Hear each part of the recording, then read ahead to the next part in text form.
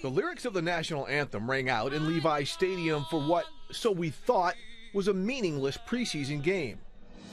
But what went mostly unnoticed at the time surely is anything but meaningless now. It's to bring awareness and make people realize what's really going on in this country.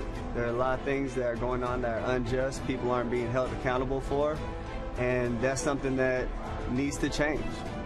In the effort to stand for what he believed in, his action to sit was later lifted to taking a knee.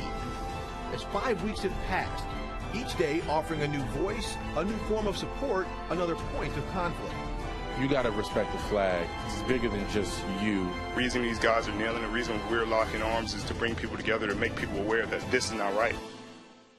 Colin Kaepernick's protest to evoke attention to social injustices has spurred reaction and action unlike any we've seen in recent decades.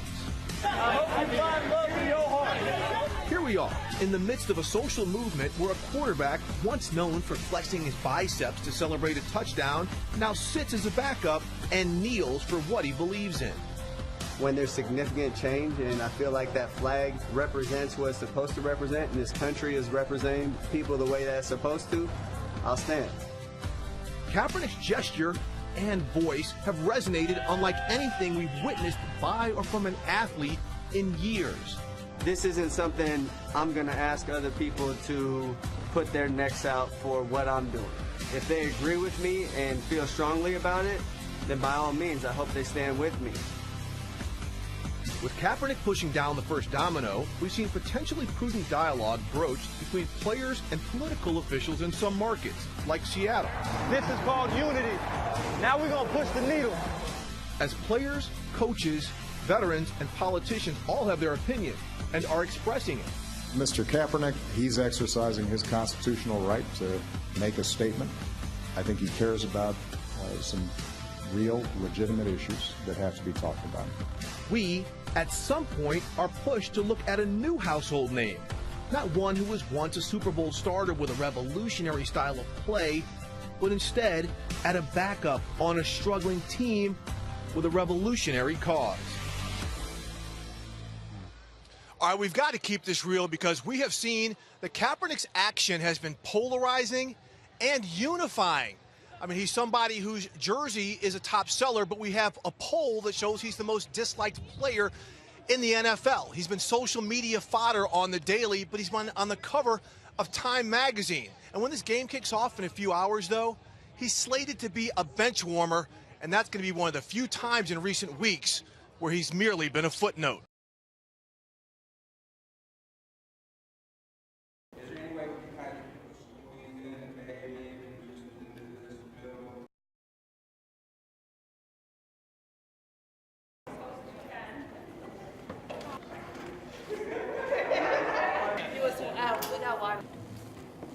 It's more personal. Definitely.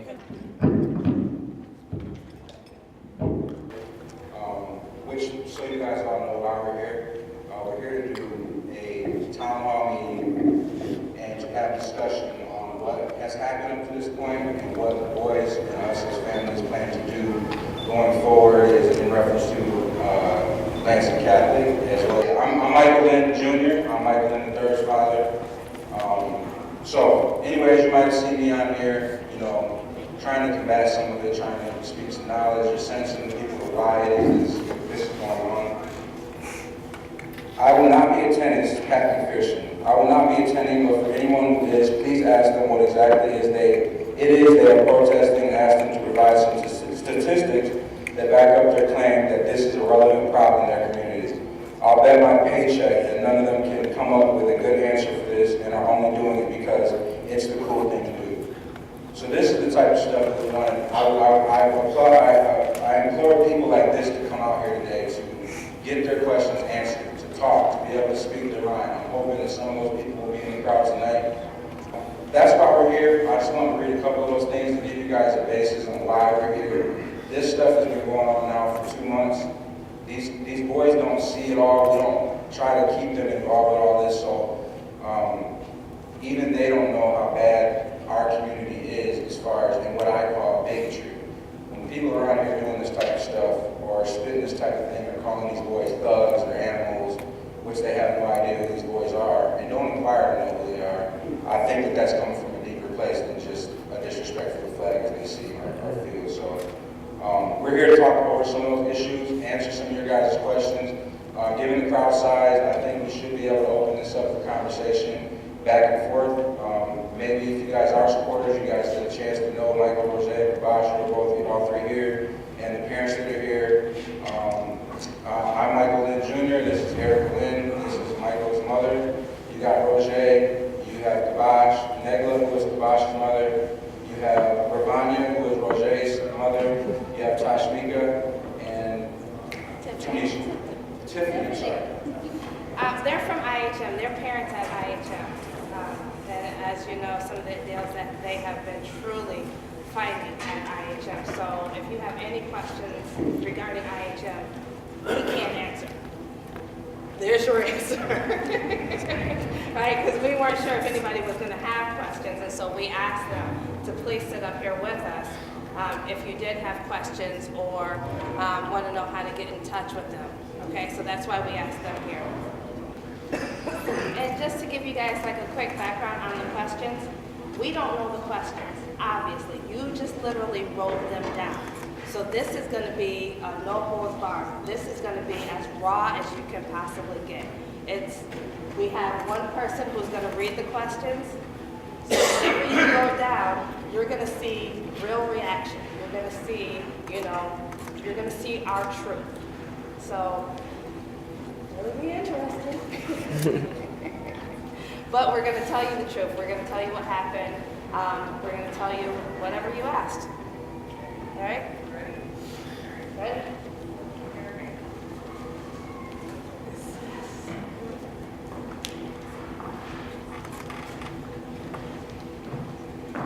Welcome and good evening, everybody. My name is Amy Lewis, and I am a Black Lives Matter core team member here in Lansing. And just like what Mike and Ravanya has already said, we're here to really let the boys, the young gentlemen, speak their truth. We really just want to hear from the young gentlemen and the families here.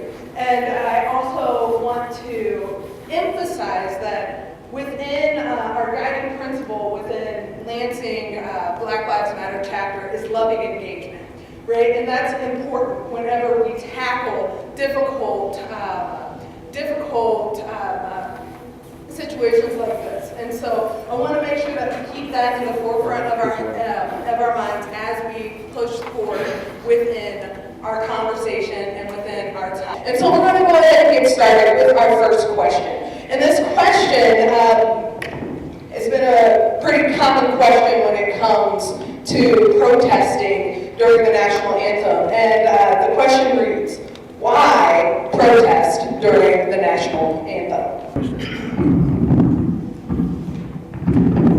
So the reason I picked to do it the same way that Colin Kaepernick did and other athletes after him is because when you understand your position in your community, I understand that I'm a football player. I have a lot of kids that look up to me for football, and I understand that that's what I'm known for. So to be able to take that platform and use it for something that I really care about, because I really care about football, but more so I care about people like us and being able to affect people like us and the younger people. So it's not, during the anthem, of course, some people may see that as a problem, is disrespecting the flag, but you have to understand that this cause that we're, kneeling for, it's bringing what we want. We need the awareness. You won't see it if, like I said, you see it on the news or you see it on the headline. It's not going to get you the same as it gets you when we're kneeling. So, we did it during the anthem, as that's by far the best way we can affect you, the best way we can affect anyone, because, we're Lansing Catholic football players. That's what we're known as. We need to be known as something bigger than that.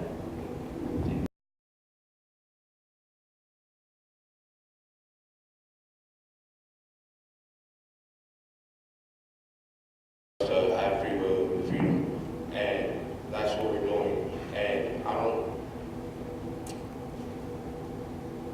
for you guys, the people who ask that, to understand our point of view, as Mike said, we're trying to bring awareness towards it, and that's the biggest way we bring the same vein, both my grandparents are veterans.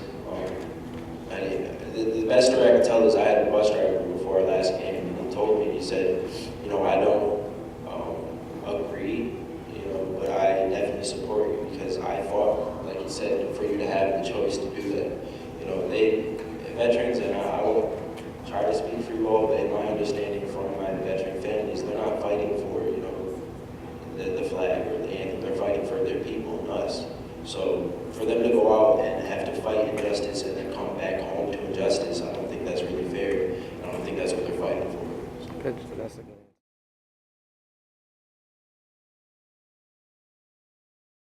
Over again is, why are you jumping on your son's back to ride this wave of fame? And I don't see it as fame. I don't think that anything's famous about this. I don't appreciate any of this backlash that we've gotten.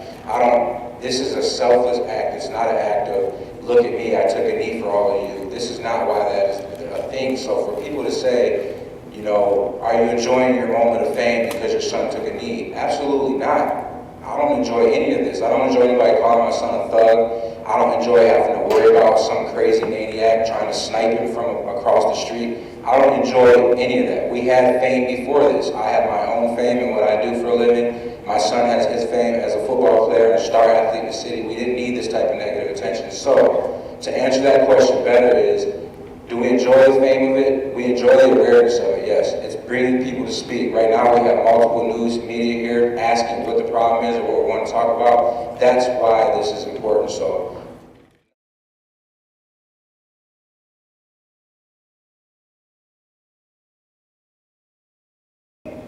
I should probably be the last one answering this question. But here's the rub. We have literally been dealing with this. When I say we, Roger and I, my family, have literally been going through racism issues at Lansing Catholic since his freshman year in 2014. That was the first time that we had to deal with it. Now, understand what I tell you. We are not talking about a mass, school of racists. We're talking about a small few that are making it very difficult for minorities, whether they're black, whether they're Asian, whether they're Hispanic. We're talking about a small few. So 2014 was the first time that Roger came home as a freshman, young kid, and said, hey, this kid called me a hard R. I don't like the word, so hard R. You guys know what that means, right? Okay. And so, what do? As a parent, you're hurt, you're angry, because you're in your mind, this is a Catholic school. This is not going to happen. So you go up to the school, you call, you talk to the principal, and everybody says, yes, this is what we're going to do, this is how we're going to handle it. Okay? That was freshman year. Sophomore year, kid starts wearing blackface at a game. You guys know what blackface is? Okay, the older ones should know what blackface is. Yes. That's at a football game.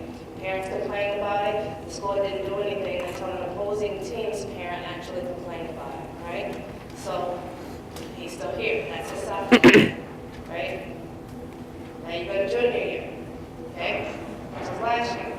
And we have the whole, Harambe incident, which is enough to set you off, right? You guys know about Harambe, okay? Now you come to, I'm sorry. Harambe is, the Harambe, I'm sorry. The Harambe incident is the gorilla that was shot and killed.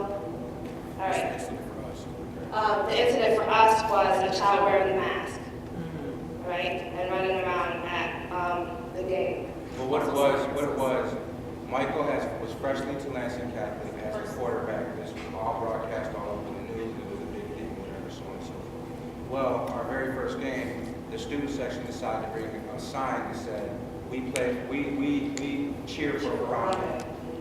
And they did that all to the Everett football game, where Everett sideline came and said, hey, you got to take that sign down. So now we've noticed this Harambe sign the whole time. We're in a position of trying to fit in and